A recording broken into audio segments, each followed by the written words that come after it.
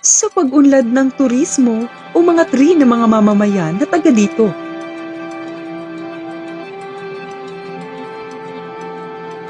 Barangay Dila ang naging sentro ng kalakalan at ng turismo.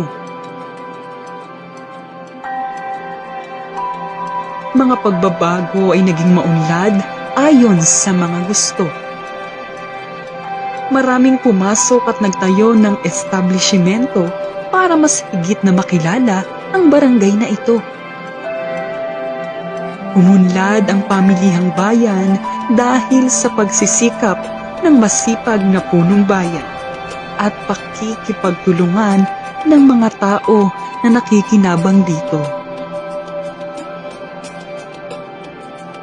Mga maghahalaman ay naging masagana ang buhay dahil sa kanilang mga produkto.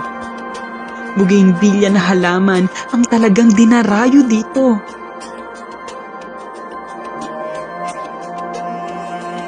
Bukod sa magandang tanawin, ay mas napaunlad din namin ang agrikultura na nakakatulong sa mga tao at higit sa kahit sino.